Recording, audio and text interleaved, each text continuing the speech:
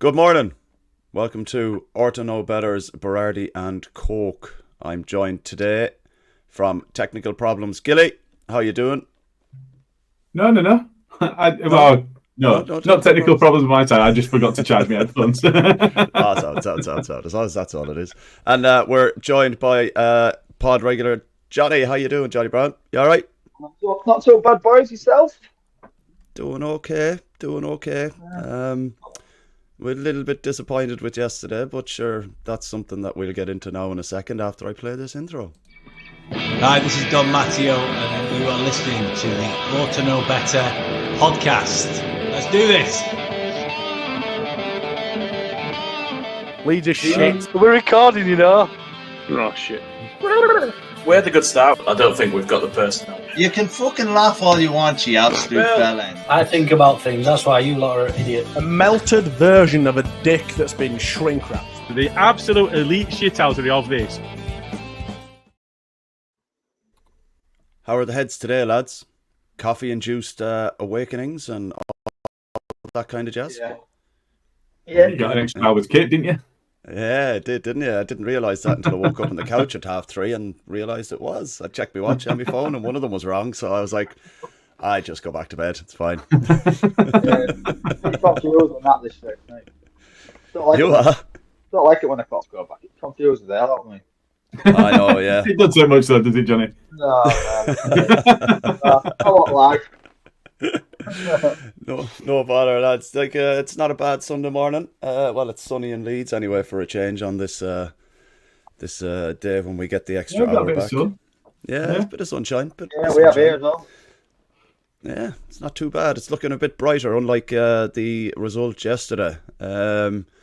Gilly, I'm going to come to you first on the full time score and just give us before we get into the crux of it an overall kind of look at what you thought of yesterday and what you kind of expected. Yeah. So in the Jay and I had a quick conversation in the previous pod, and you were really confident and thought that we were going to steamroller them, and I'm like, you know, at home. Especially with the comment. I mean, first thing I want to touch on actually is the tribute before the game to Theo Manning, because I don't know what everybody else will like, and do you know what? I'm going to be open and transparent about this. I was in floods of tears. Honestly, it really got to me, and the way that they treated all of that, I thought was pretty superb. And honestly, I don't know how their gaffer held it together. I really don't know, because I would have been in floods. Yeah. No, it would a cracking tribute. It really was. And I think one of the things that when there's something going on outside of football that has such a massive impact on somebody that's linked with the club, I think, to bring it back down to earth a little bit and talk about the actual football, it's a bit of a leveler. It's a bit of you don't really know what to expect. It's like the first day of the season. You don't really know what to expect from anyone, and it can be a leveler in that way. And you don't know how their player's going to react, and that, how, you know, what that's going to do, and is that going to galvanise them? And I think to a certain extent it did. I think they worked really hard, and they were clearly working for each other. I'll pop up my favourite graph, the momentum graph in here, and you can see. If you wouldn't mind. You know, for massive stretches of the game, we were in charge, and you know, it's a bar graph for anybody on the audio. It's a bar graph that shows where you have, you know, who's got possession and where they have it on the pitch, and the longer the bar above or below the line, the more dangerous the position is on the pitch at the time. And you know, Leeds, other than a short period of about 8 or 9 minutes in the first half, Leeds just dominated the game. 100% dominated the game. And there's a couple of times the bar graph goes to 100% because you're looking there where we should have scored. I think, you know, on balance, coming off the back of the game, you're thinking, well, you know, if Ramazani were available, he's already become important to us. If he were available, he might have made a difference and things like that. And you're thinking about the 1% that might have made a difference on the day. It's difficult because we were so dominant, but we didn't really make that count. Over the course of the game, we didn't really make that count. We didn't look like we were massively going to hurt them. It almost felt, when you've been injured yourself and you're coming back and you're getting into your running and whatever else, and you just feel leggy. And I think that, there's been a lot of football in a short period. So we had the international break and then there's been a load of football. And if you're looking midfield especially, Tanaka wasn't at the level he had been. And Rothwell was a fair way off the level that they together we're looking to them both to dominate midfield, and then you've got that platform to build on. And I thought that we didn't really do that. We didn't really take the game to them in midfield, and it were all a little bit, Jason Knight in there, Max Bird dropping in.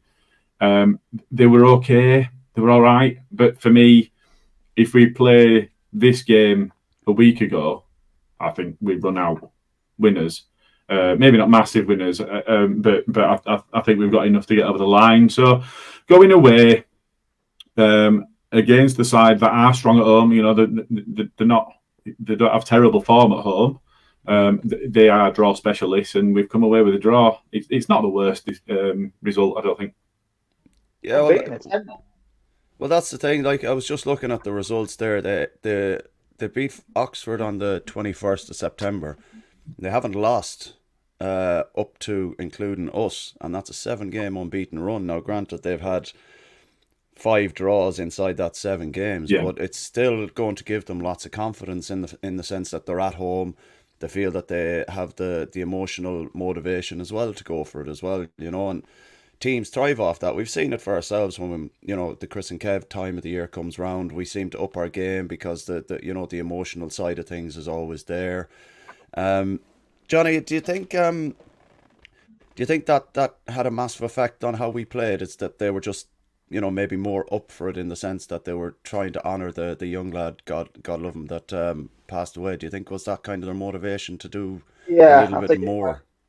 It might have done.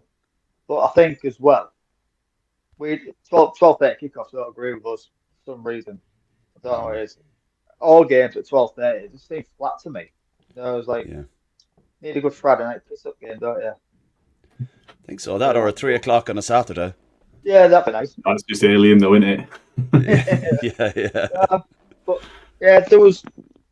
I thought they would be like really up for it, straight from start. I thought we started not so bad actually.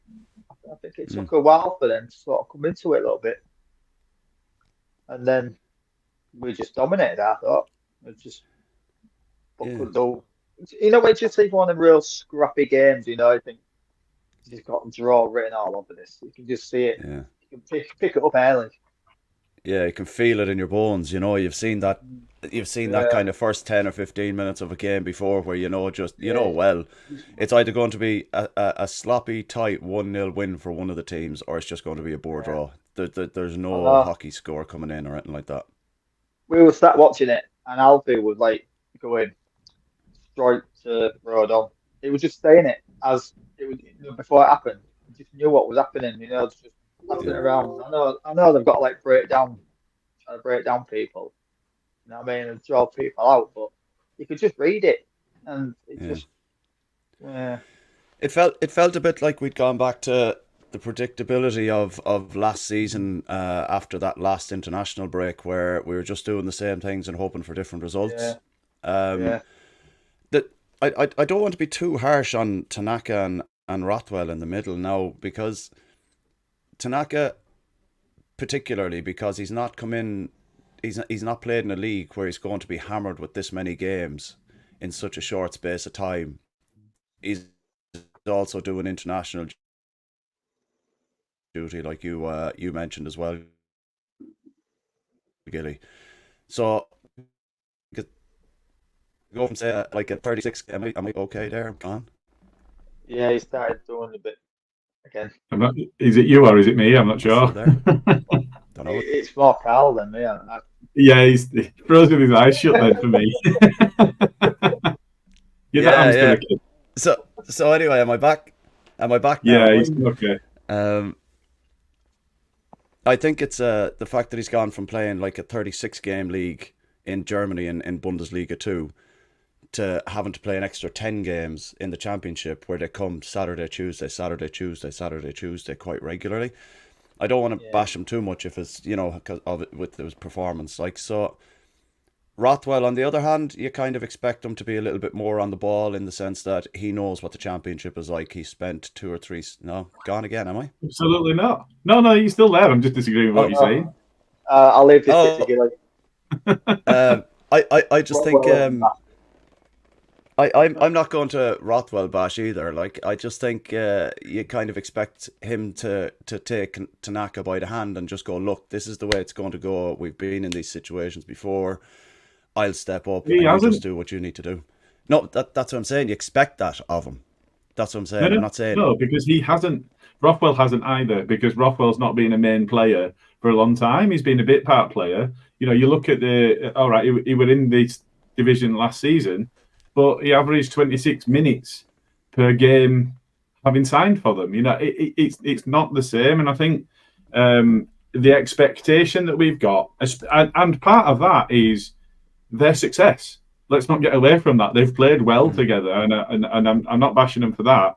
But what I am saying is it's a squad game, and what we needed to be able to do was rotate slightly in there and do something a little bit different, and we've not been able to do that. And I think so the expectation on them, and I get the point that's being made in the comments about, everybody else is playing the same number of games, but we're talking about players that have not played regularly at this level for an extended period.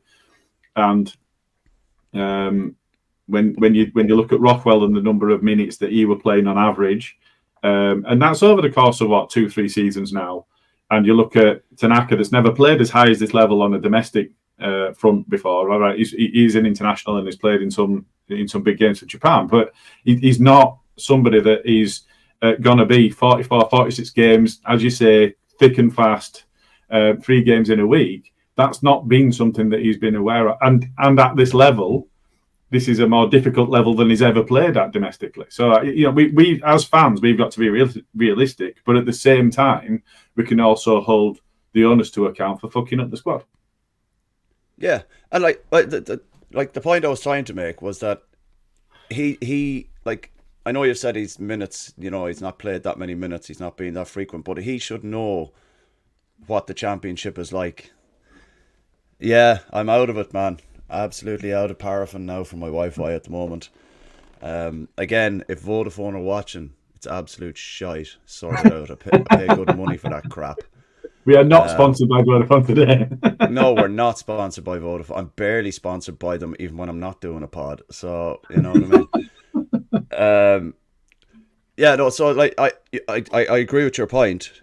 But he should still know and understand. He should have enough knowledge of what the championship is like to be able to step up and go, right, help out Tanaka rather than kind of playing at the same level as Tanaka and not knowing what the crack was.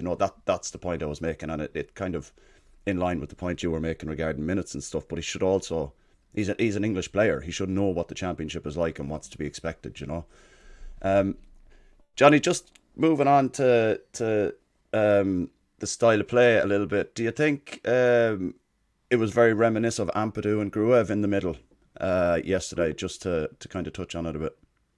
A little bit, yeah. But I've had this little chat with somebody on Twitter this morning. He was saying we played 2 defensive midfielders yesterday, but it's the same midfield we've had for the last 4 games, and it's been more progressive than anything, I think, personally. But it's allowed us to attack a little bit more through the middle. So there were parts of it, yeah, but we're always going to play safe, I think, when you're away from home. It's a difficult place to go to. So we are going to sort of not go mental. You know what I mean? We've got Bielsa wild. Always so. But yeah, you can see parts of it, yeah. It was just you could feel like, it's getting into one and drag boring games. It was boring, to be fair. Yeah. Really boring. Do you think as Fark looked at the games that they've recently the run that they've been on and perhaps taken that into account, and that's potentially why we played the way we played, because he took into account the emotional side of the day. The team were going to be well up for it anyway, but you know, that's got an extra added incentive for them. They've been on a 6-game unbeaten run. They're at home. Do you think Fark has looked at it and gone, right, okay, we just, you know, potentially another West Brom scenario, perhaps? Yeah. Where he's just gone there and he's, you know. Yeah, it was like it is a difficult place to go to, Bristol. Not many teams will win there. Yeah. And like you say, you took into account of the day what was going to happen before the game. So it was a bit like last year. Like last year seemed like that up there, but also we won 1-0. But it was just like you could see it was just going to be cagey all day. I thought, just you could just see it. It's mad that you're saying that, because that's essentially that's the same team that we have had out for the last 4 games. I know, it's weird. Yeah, it's very strange, but again, it could be any number of things. Well, it's not, is it? It's not, because I mentioned Ramazani. So, all right, he was out for large stretches of the last game, but while we were on the pitch, in 10 minutes we'd scored 2, and without him on the pitch, we were very flat. We looked very leggy. We weren't, we weren't cutting them apart, and actually. That means that for me, for about 160 minutes, that's exactly how we've played, and it makes you consider what are we going to do next, because we do look like we have gone back to that very predictable, slow build up, centre backs passing it to the full backs and then taking it back again. But I thought Sam Byron played really well. He's not going to offer you what Firpo does now. No. The problem that we've got is we play with 2, obviously we all know this, but we play with 2 very attacking fullbacks. You look at Bogle, you look at Firpo, their strengths are not in defence. There's no getting away from that, they're just not. Yeah. And that's why it's been so important that the likes of Rothwell and the likes of Tanaka have dropped into that to make it kind of a back 3 when needed, so that the fullbacks can get forward and whatever else. And without Firpo there, it upsets the balance of the team. The really disappointing thing is Bogle didn't have the best game at all, not by any stretch, but he also got himself booked, which means he's missing for the next one, which means that the balance of the side, again, is going to be upset because Byron played, so I expect him to play again. Maybe there's an outside chance that Schmidt did, but because Byron came in, you expect it's going to be him that plays again. So Firpo comes back in at left back, Byron goes to right back, and the balance is still not there in the attacking impetus that we get from the fullbacks. I'm not knocking Byron. For me, actually, Byron was the man of the match. For them, I think the man of the match was their keeper. But for me, I think Byron was the man of the match, and that. So I'm not detracting from him at all. He's just not got the same sort of attacking impetus that the other 2 have. Do you think it's that down to him? That Japanese lad for them, he was dangerous. I thought he was a good player. Yeah, I agree. He's only an under-21 international as well. He's not even a full international yet. Yeah.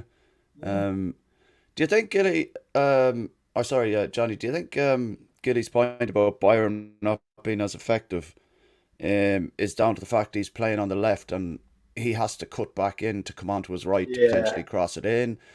Do you think is he more free-flowing if we might see a bit more from him against Plymouth now on Saturday, because Bogle is out and he'll probably naturally slot into the right-back's position, which is his position essentially. Do you think we can get a bit more out of him in that sense? You will do, yeah, because he's not having, like I say, it becomes predictable because he's having to cut back all the time when he's playing left back to get back onto his right foot. So defenders can read that quite quick. Most defenders can read that quite easily. Playing right back, eventually, well, he did used to be a winger, didn't he? So he'll have that attacking part in him still, I would have thought. Yeah. But I think I would go Schmidt, I think. At right back. At right back, yeah. I know we bought him as a left back, but he's right-footed, isn't he? He's another one of these right-footed left backs. So, yeah. It's a difficult one because like Byram's delivery is quite good when he's doing it. He gets the opportunity to whip it in first time, and I think playing on the right hand side might suit him a little better because we do seem to be getting bodies in the box quite quickly when we break forward. And if it's a first time ball in, we've seen what can be done with it once you whip it straight in the box. It throws their defense completely off guard, and we either have 2 or 3 players in the box and 1 or 2 waiting on the edge. It could be one of those where he might even keep Bogle out of the team for the following game if he plays well enough, you know. I think just on that, there was one. I mean, you are right. He's right. He's primarily right-footed, but there was one where he cut back and then put the ball in, and it was the one where Bogle got his head to it at the back post.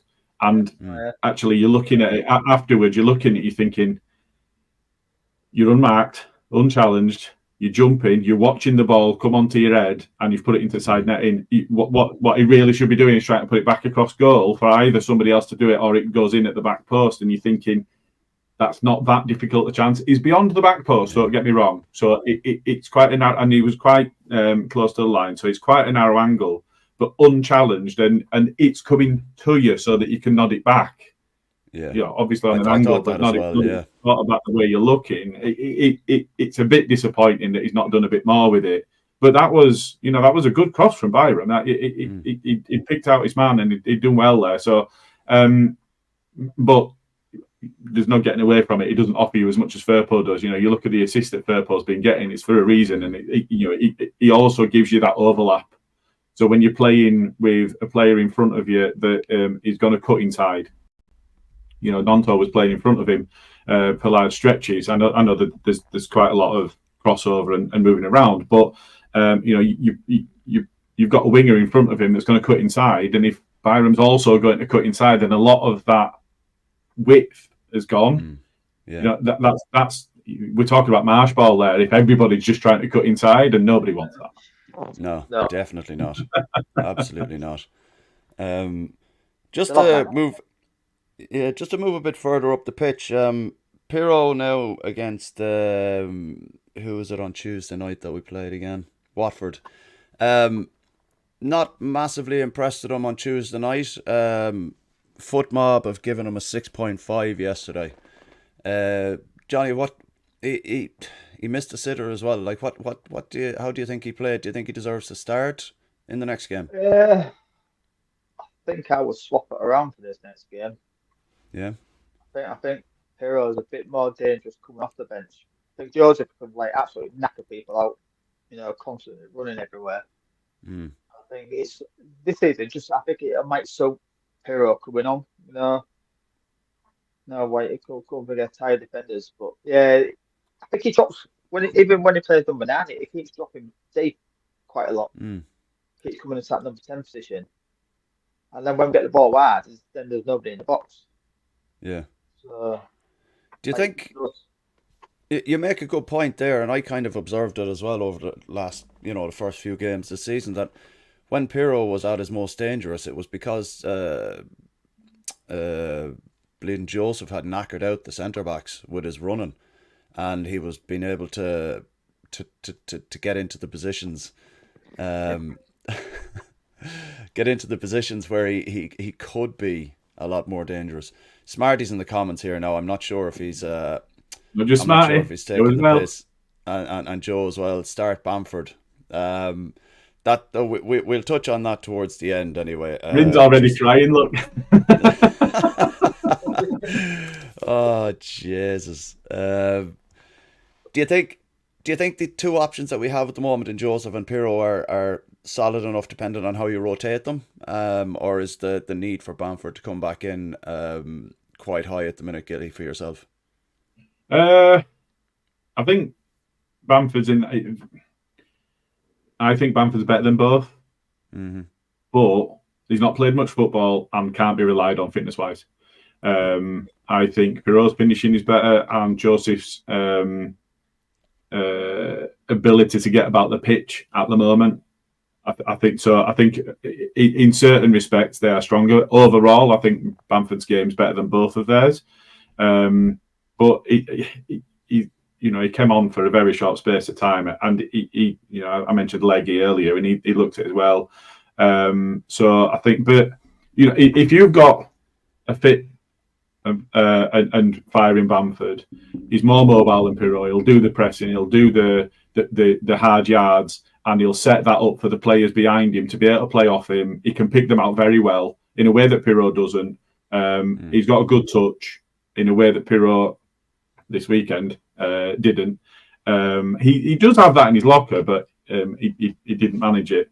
And you look at Joseph and his mobility and so on, and you're thinking, yeah, we're expecting him to be Bamford, and he's only, he didn't start a league game before this season, which is a bit crazy to think we're looking at him as being our main 9. I think if you play Pirot, if you ran a simulation, you played Pirot and you played Bamford all season. You can't play both all season because that's not the formation that we do. But if we did that, I think Pirot would score more goals. But I think Bamford would be more impactful overall. I think if you look at Plymouth, they've been abject. We're at home. They've been really poor. They got absolutely mullered by Cardiff. And Cardiff, with the best will in the world, Cardiff are not the best side. They've drawn with Preston, fine. Do you know what? Preston will be there or thereabouts around Plymouth, not playoffs and what have you. Lost to Millwall. They're a really poor side. I think if you look at Bristol, they are a more solid team. But I think we're in that position where what I would have liked to have done is ride out the first 15 minutes and then really go at them. Because if you get one goal, you've ruined their game plan. Because their game plan is, let's get a result. Whatever that result is, let's get a result. We might pinch a goal, but it's be tight at the back, give nothing away. If somebody comes and takes it from you, fair enough. But so I think that's my concern is we kind of set up in our own way to maybe be okay with the draw, and that for me is really poor. If you hear from Angus and people like that about. We've got the biggest wage bill in the division and whatever else. Well, we should be going with a mind to win every game then, surely. It didn't feel like it, though. Well, I kind of look at it in a way that, personally, I think it's quite the compliment to us that a team playing at home sits so deep to try and get a result out of a game where they're at home and they should always be on the front foot. A home team should always be on the front foot, in my opinion. I don't think a home team should ever sit back and try and absorb pressure like that and hope to hit a team on the break. You're the home team. Try and, muscle your way around and stuff like that. But do you think, Johnny, is it a compliment to the fact that teams are looking at us as quite dangerous, that they set up like that, and that, like Gilly said, they look like they might have played for the draw rather than going for the win? Yeah, like we never do that. When we play it, No. we don't say that we. I know sometimes it might start off slow, but we don't go for it. You know what I mean? It's like teams are scared of us.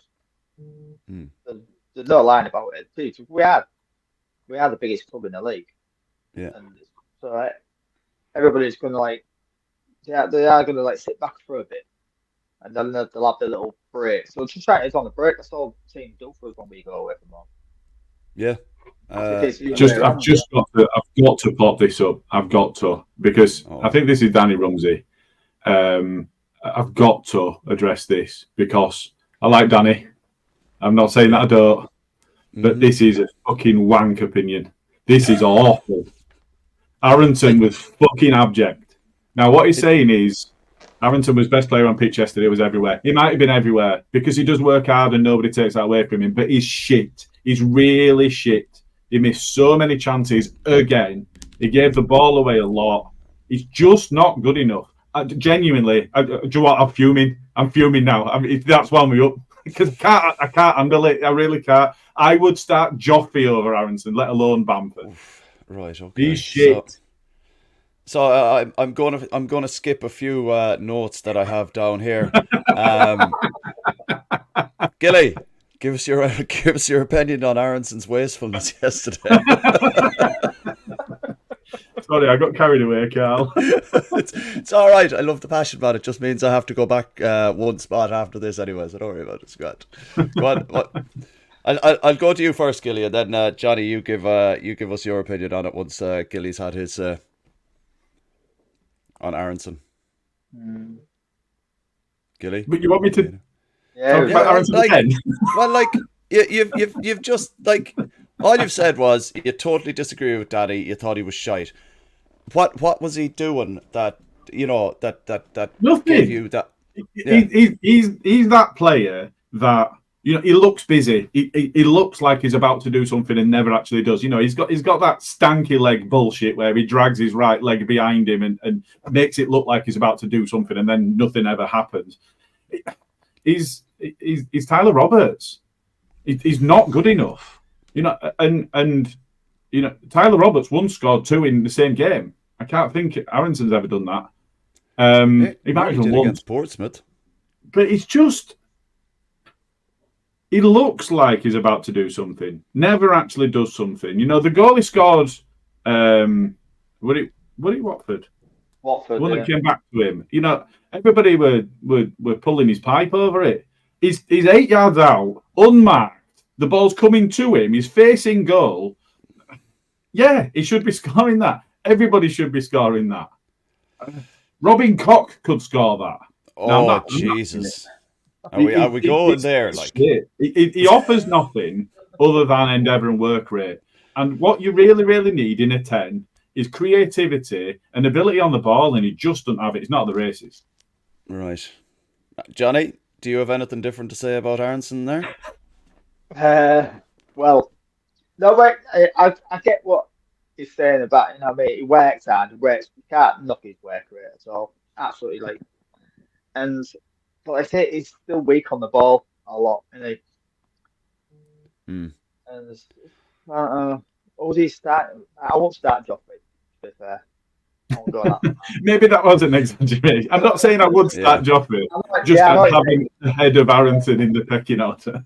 Yeah, if we'd have bought, like what we should have done, bought number 10, then we might not be having this conversation. You know what I mean? Mm-hmm. So, I personally think our best option at 10 is Willie.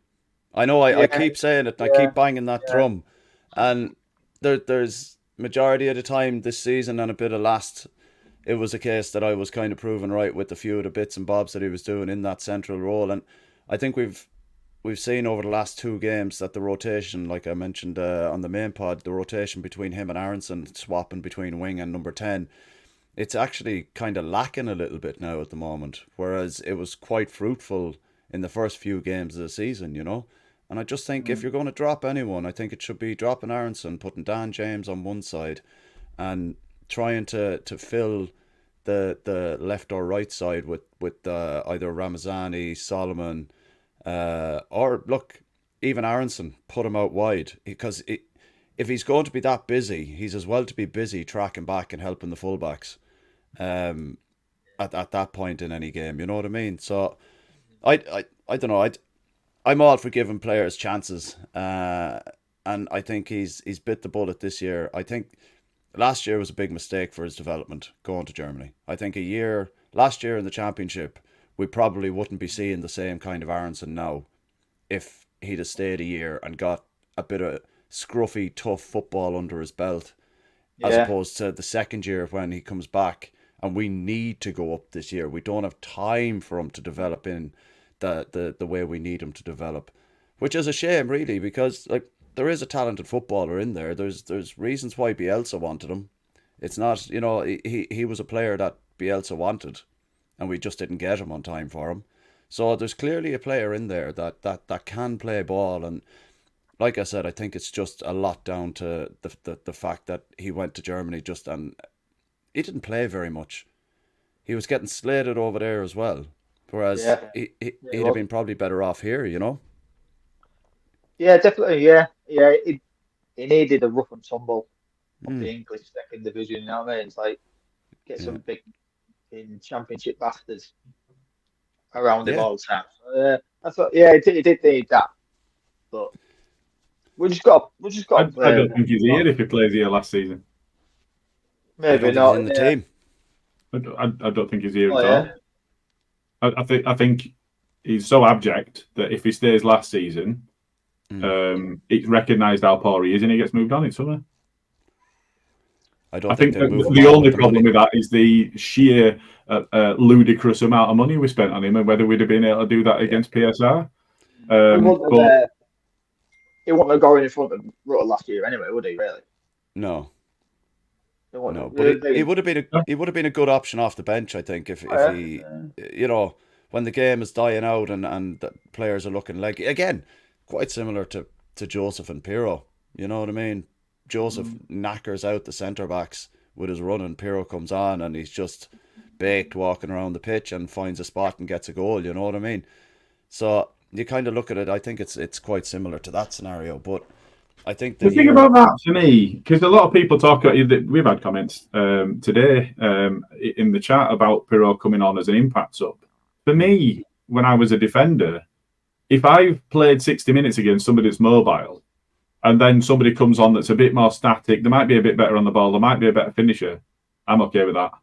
I've done my hard yards, because you've got to be on your game all the time. If you know you're playing against somebody that's quicker than you've got to be switched on all the time.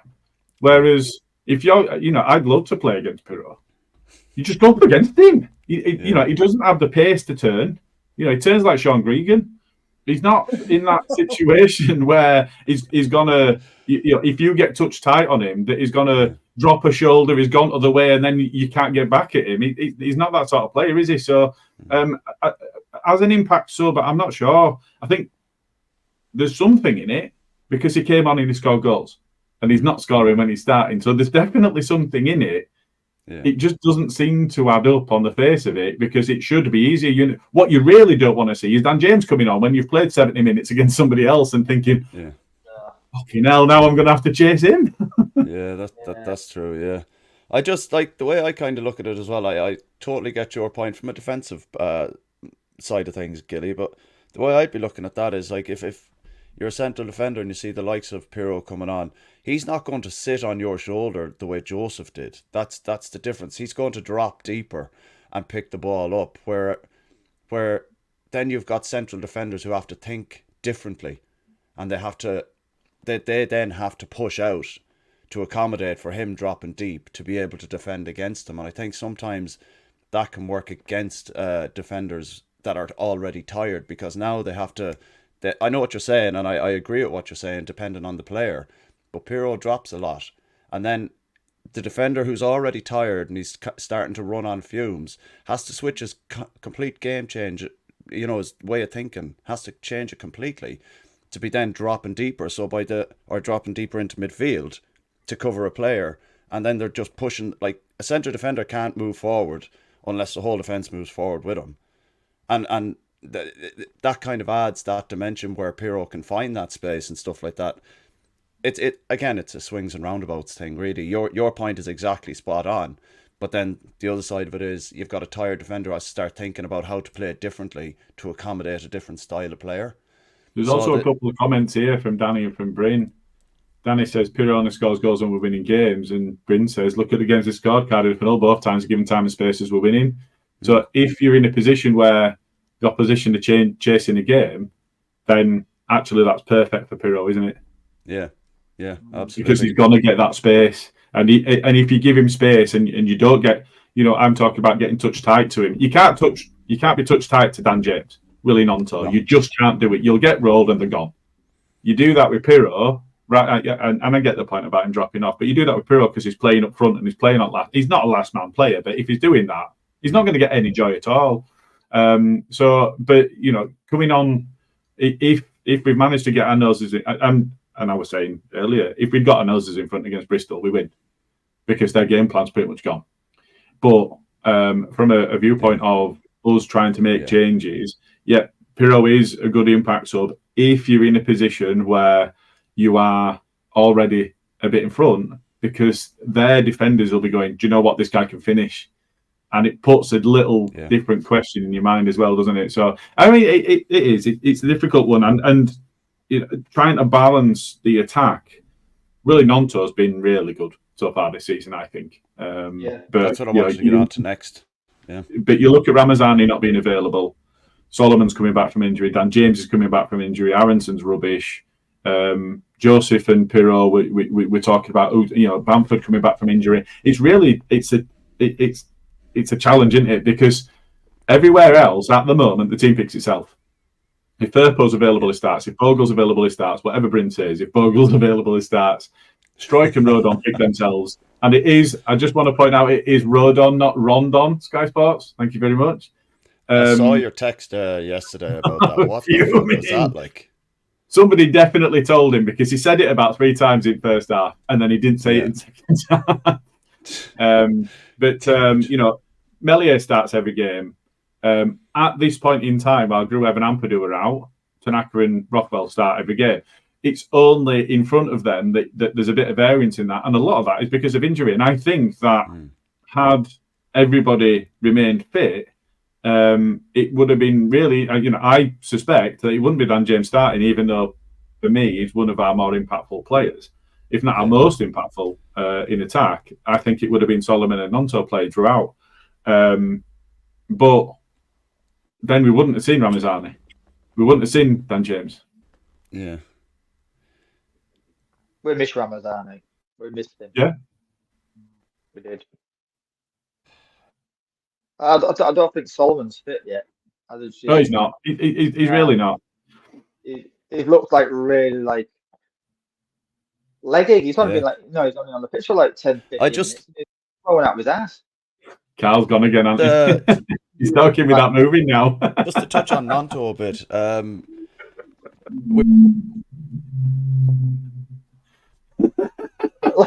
like a whale nose then.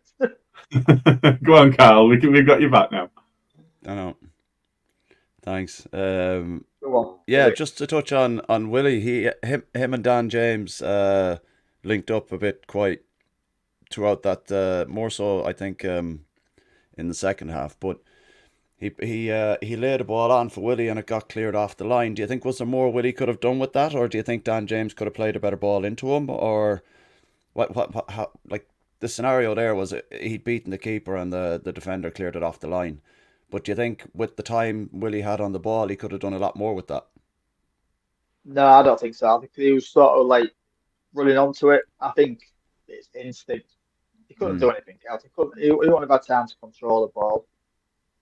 Like I said, I thought it like sort of hit it into the ground a little bit though. Or am I imagining that? No, I think there's a bit of that. But I think you are right. If you're an attacker and you've had a shot and you've beaten the keeper, you've done enough. And if somebody, Ayling got back to clean off. I don't know if you saw it last week. He got back to clean offline. If you've beaten the keeper and somebody makes a wondrous recovery, clearance, or whatever else, you've got to tip your hat to it and go, do you know what? Fair play, well done. Yeah. I think it's really harsh to detract from someone unless you have all the time in the world. You've got the ball at your feet and keeper's nowhere, and then you just play it into a defender. I think if with the speed it all happened at, and he's got it past the keeper, I think anybody that was trying to say, "Oh, he's got to score there," I think it's being harsh. Yeah. No, I just wanted to hear your opinions on it because he did have a little bit of time. When the ball came to him, there was no one around him. I was just wondering what your opinions were on maybe take a touch and do whatever, because we've seen how tidy he can be in scenarios like that. So I was just wondering what the crack was. A touch on Willie. That's why you keep getting muted, Carl. Maybe it's Vodafone that are actually doing it, and they're just kind of curtailing my speech. Yeah, it's Sunday morning. Well, this is true. It's like, who's up on a Sunday morning listening to us lunatics? Joseph had a great chance when he came on. Johnny, the missed header from 3 yards out. Could he have done more with it? Could it have been better? Was he under too much pressure from the defender? What's your opinion on that one? I think that would be Pirro who scored that. Do you think? Yeah. It was like the chances against Watford.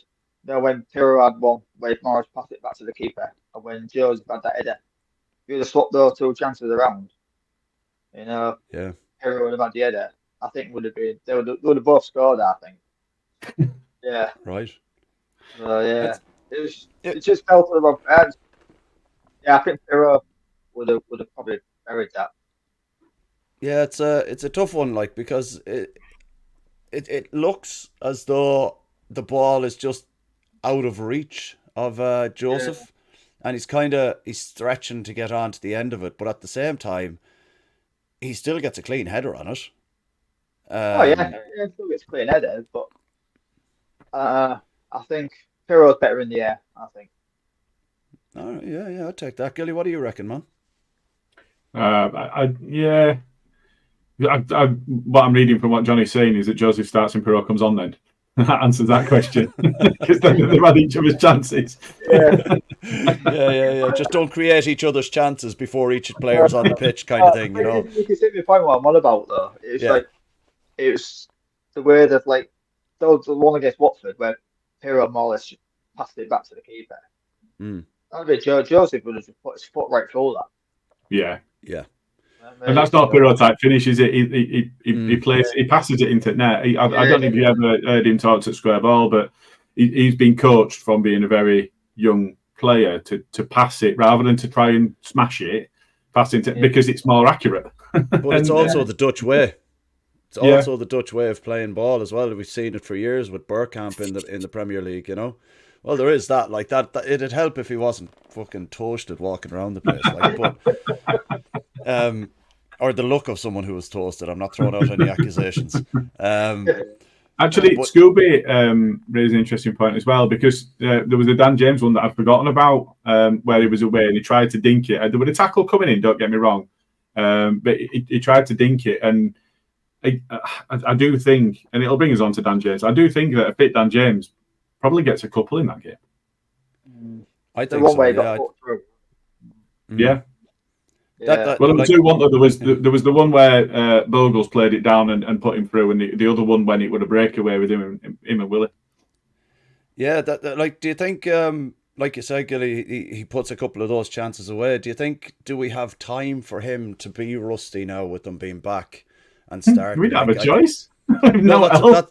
That's what I mean. Like, do you think he has to really kind of step up now? And the rustiness isn't an excuse. You're back in the starting lineup. We need you firing on all cylinders. Get your shit together. Like, is there that kind of pressure on him, or because we've got Solomon coming back as well, he can rotate them and kind of get them back up to speed? Yeah, I tell you, kind of doing that. I think how Paul Solomon's been puts more pressure on Dan James to be better, because he's been abject. So I tweeted yesterday. I don't know if you saw it. I tweeted yesterday my frustrations with Solomon, because he spoke after the last game and said, I know that I'm not at the level that I want to be at, but I will get there. My problem is, I was always coached where if you're not playing well as an individual or a team, you work harder. You just work harder and you work through it, and eventually it comes back.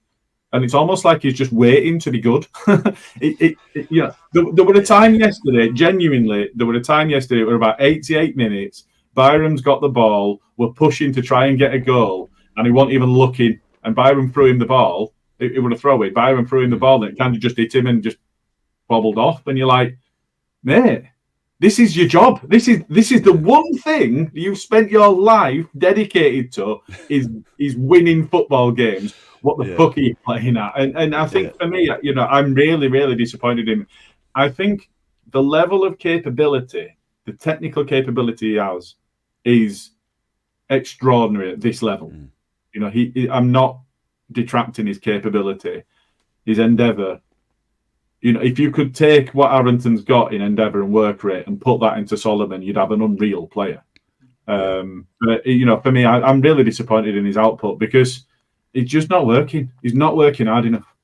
Yeah, again, then that whacks a load of pressure on Ramazani to be fit again. Yeah.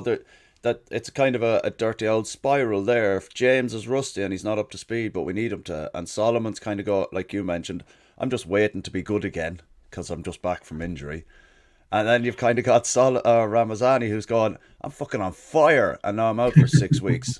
Yeah. So now there's that pressure on him to get back, because he was key to how we were playing before he got injured. And, it's a snowball effect that, like, our squad isn't thin by any means in the top half of the pitch, but we need more consistency with players firing on all cylinders when they do come back in. Like, you're coming back in for a reason. You're not coming back in for anything other than you're good enough to be in there and you're fit.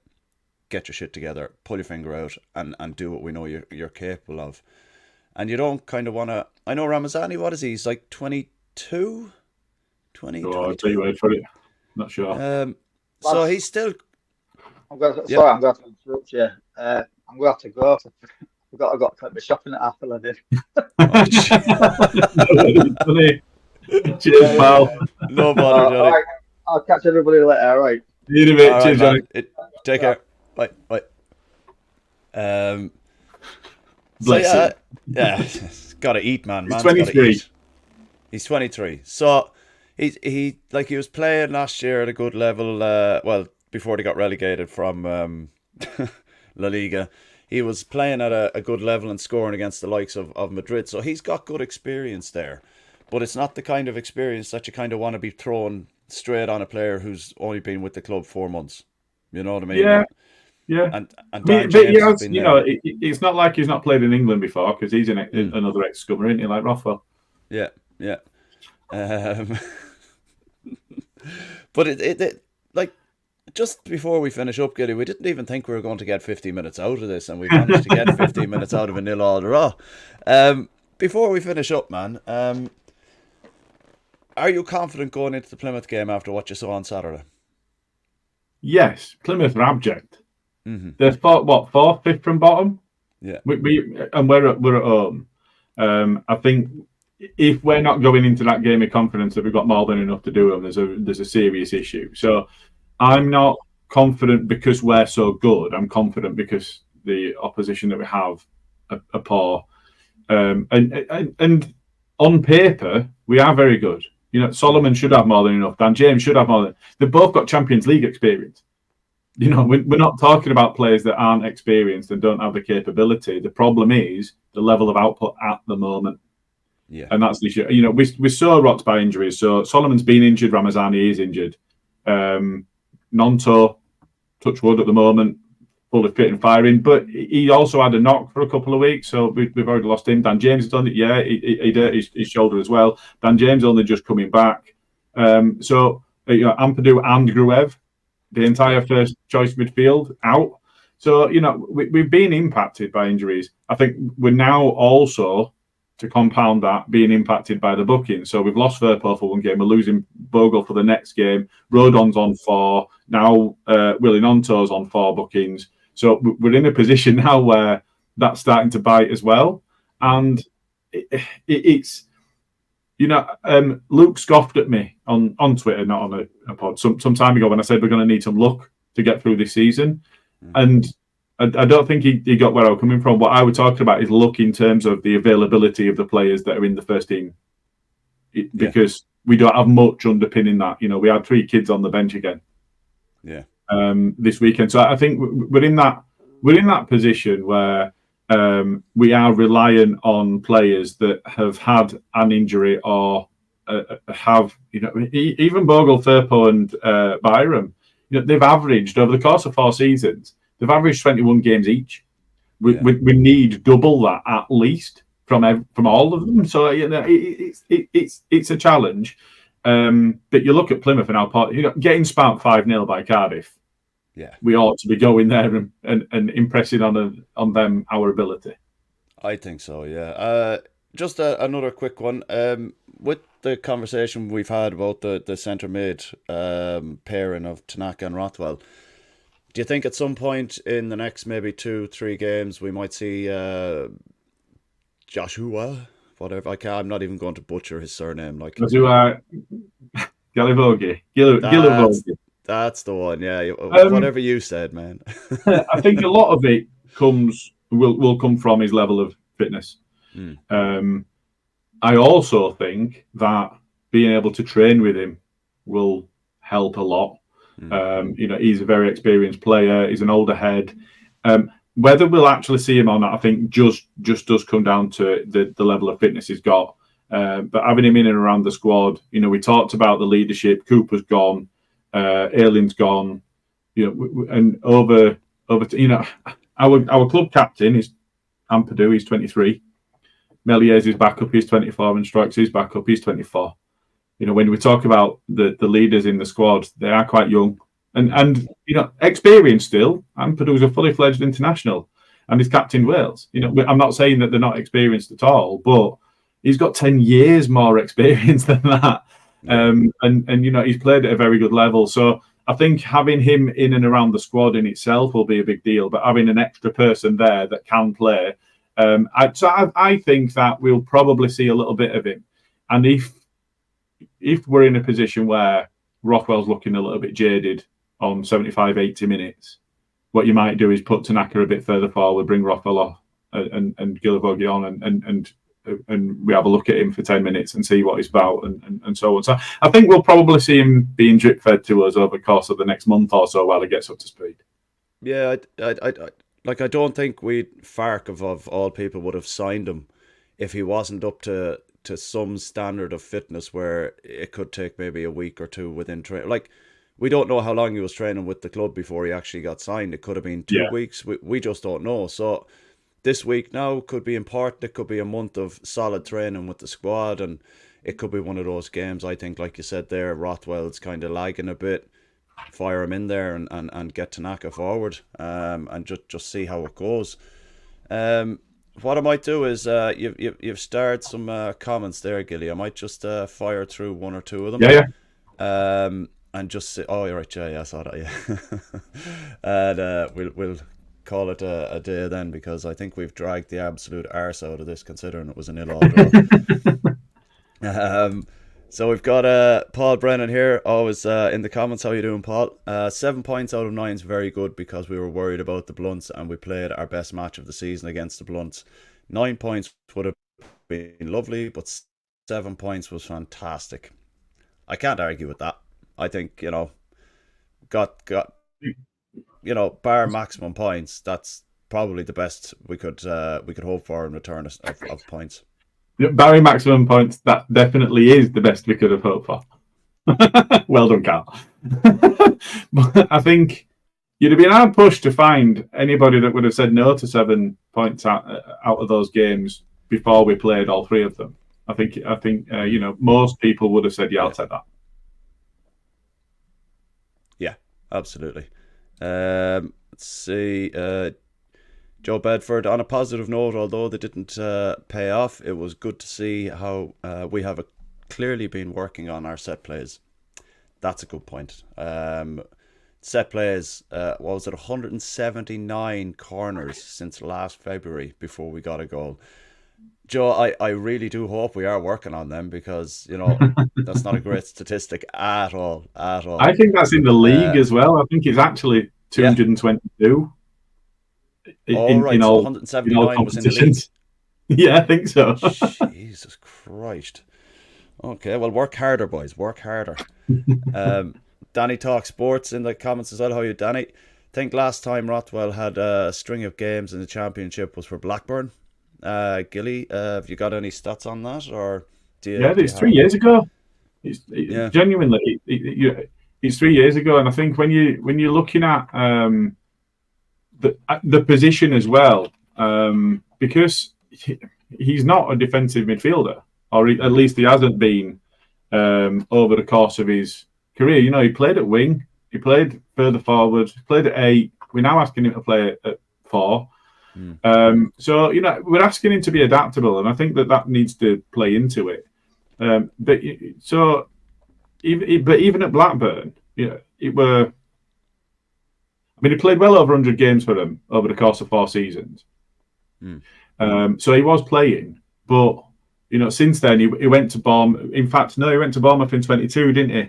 Because then last season he were on loan with Southampton, and he'd already had the full season at Bournemouth. So it's over 3 seasons since he regularly played football. Yeah. He only played 30 times, I think, for Bournemouth over the course of an 18-month period. He then played 16 games for Saints, but averaged only 20-odd minutes per game. So, that's not a lot of football, and that's from being 26 to 29. Yeah. That's when, as a midfielder, that's when you hopefully at your peak. I will never forget you writing Ailing off at 29. That's never going away. Ever. I hope I never bump into the man, because you fuckers will definitely tell him that. Fuck. But yeah, you're right. I think it's like he's got game time here and there where he's gone on loan or whatever the case it may be. But he needs a consistent run of games. And I think if he gets that consistent run of games, we might see probably the best Rothwell since he played at Blackburn. But maybe so. But I think when changes happen and people start coming back, he's the one that drops out for me, because I don't think you dropped Tanaka. No, absolutely. And you start Gruev. So there was one comment earlier in the pod about if Aaronson's output's not going to be good enough, could you play Joe Rothwell in that role? And he has played more advanced. Whether he's the type of individual, I'd be open to that. I'd be open to giving that a go, because he can pick a pass. He does. Quite progressive have when he gets on the ball. Yeah, so maybe that would work. I'm not sure on that one, but for me, the starting midfield when people are fit is Ampadu and Tanaka. If Tanaka is able to continue with the output level that is at the moment. Yeah, I agree with that. Yeah, we've got Bryn in the comments here as well. What's Bryn got to say for himself? Firpo can put the ball between defence and keeper. Byram doesn't offer that on either flank. I think that's a bit harsh. I think Byram has got a great kind of ball in him. You saw it yesterday. The one into Bogle. Again, he's played a few good balls in the box. It's just because we haven't had players to pick up on them that he hasn't looked great when he's done it. So I think from the left-hand side, I think Bryn's got a point, because he has to slow down to cut it back, to put it on his right, to be able to whip it in the way he wants it. On the right-hand side, I think his output's far better than it is on the left. As a defender, he's quite solid on either side, but as an attacking defender, you want him on his favourite right foot, because if we get balls in the box early, which he's more than capable of doing, he's got a great right foot on him, then, you get different outputs. So I can see Bryn's point, and I can also take it and kick it to the curb. I mean, let's not forget, I know we're talking about a right-footed player, but let's not forget that Byram's a left-back, primarily. That's his position. That's the position he's played most in his career. He's played at left-back. So, we're not talking about somebody being in an alien position. And as Leeds fans, we do expect anybody that's playing as cover to be a Stuart Dallas, and it's an absolutely unrealistic expectation because nobody can. But we got used to being able to have that, of having that utility or utensil player that could slot in anywhere and give an 8, because he did. Invariably it was between a 7 and an 8 output everywhere he played, and it was like that. I mean, that's unreal. We've had 2, maybe 3 players over the course of our club's existence that have been able to do that. So it is a challenge for somebody that's going to fill in, but. Like I said at the start of the pod, I think he was my man of match. It was, for me, between him and Rodon, because I thought Rodon was very good. Rondon, sorry, yeah. But you are, I think you're right. He's got a good delivery. What he doesn't give us is the overlap on the left, and he doesn't give you the impetus and the give and the go, and it's not the same level of attacking flair, I guess it is, that Firpo's got. I think to criticise his delivery, I think is harsh. Yeah, because I played at right wing for a lot of my amateur playing career, and one of the things that I always had the mentality of, I could deliver a ball anywhere, first time could deliver it, and my opinion on playing either right back and getting forward, or even playing right midfield and getting forward, if I'm a right winger and I'm ahead of the striker, then that striker isn't doing his job properly, because if I'm ahead of the winger and I'm getting that ball in first time and there's no striker there, that's not on me. If you know I can deliver that ball in and put it exactly where you want it, and you're not there, that's not on me.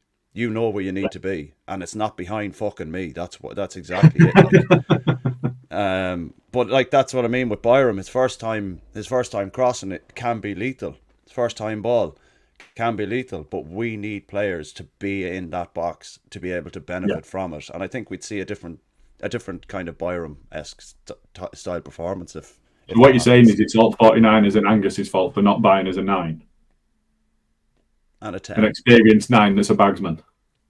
Yeah, and a 10 perhaps, but we will discuss that on the main pod on Tuesday. We've two more comments left here, and then We'll stop burning the ears off yourselves. Joe Bedford, I think Solomon's playing with the mindset where he's scared of injury after everything he's been through. That can very much play on a player's brain, especially with the injuries he's had at such a young age and the length of time he's been out with them. You can understand that, but at the same time, if you're that scared of it, don't fucking put your hand up and say I'm ready to be in the squad. If you're scared of getting injured and that's how you're playing, you're going to get injured again.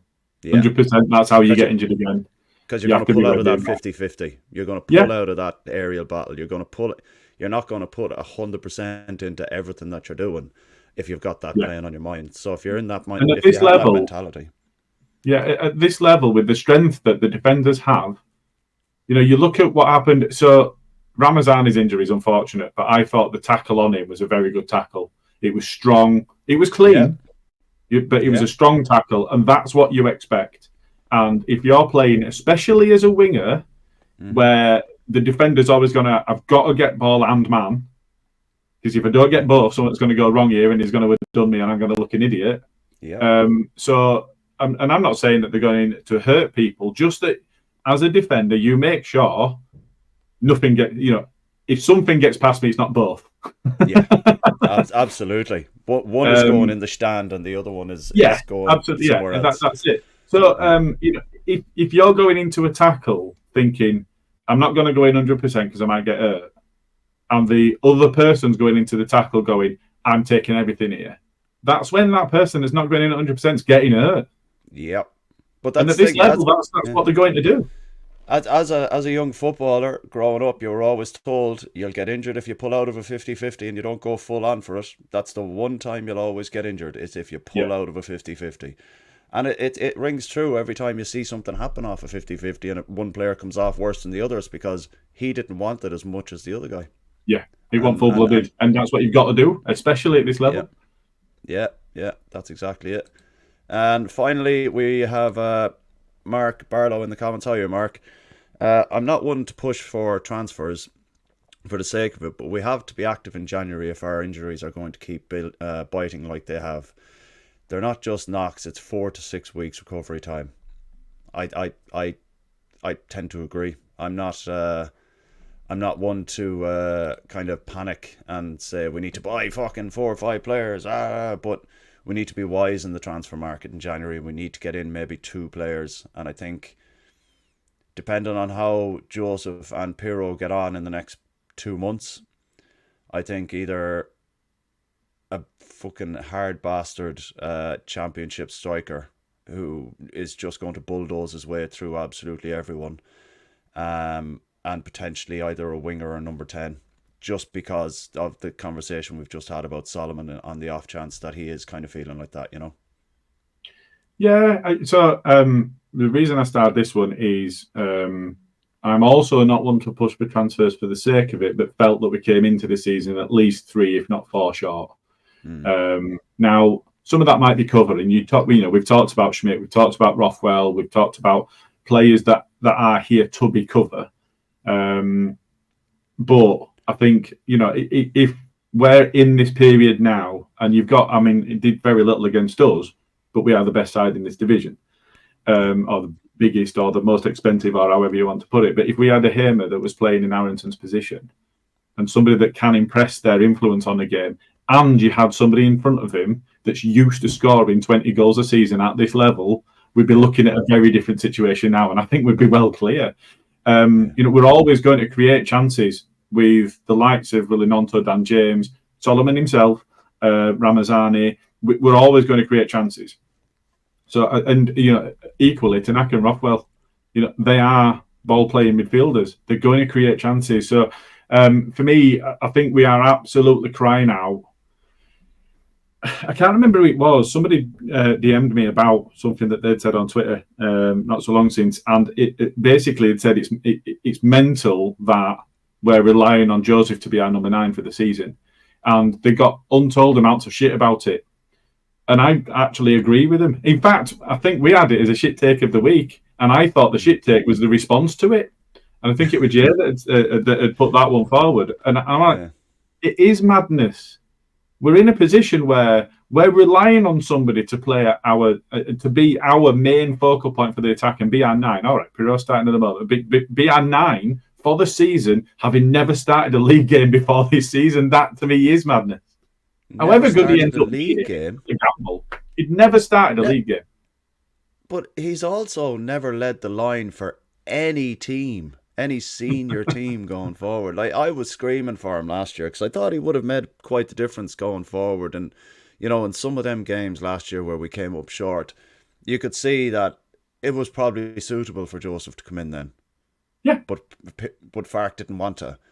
But he clearly didn't trust him, or there was something that we even if you fall short last season, we'd be in a better position now, and Joseph would be better prepared now if he'd have had more minutes last season. Yeah, again, it's like an Aaronson thing. If he had stayed with us, more minutes in a fucking harder division could have made the massive difference this season.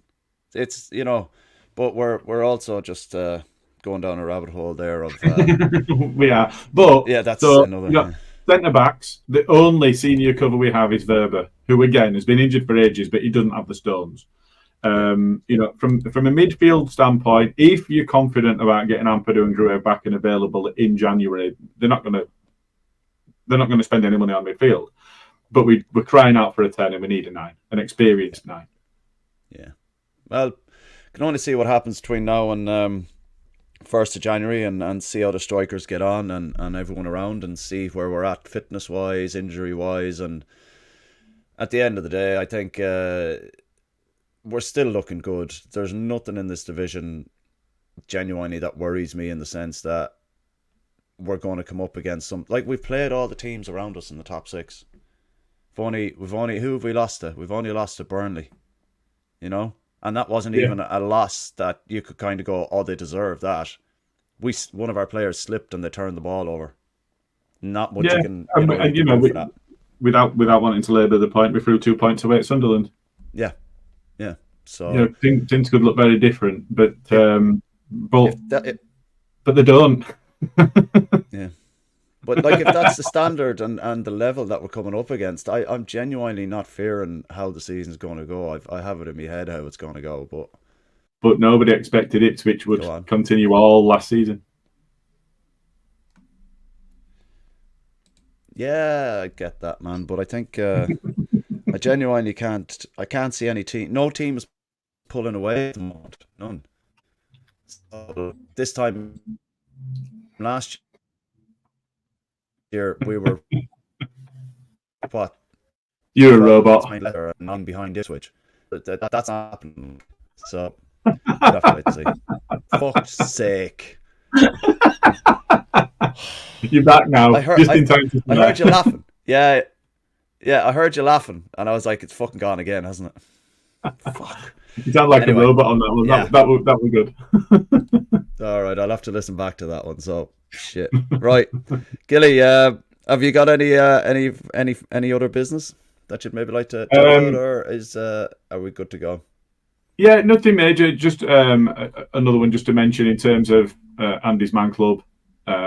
If you are somebody that's needing support, or even if you're not, you're wanting to provide support, then they're available every Monday night, and they've got 6 across Leeds now.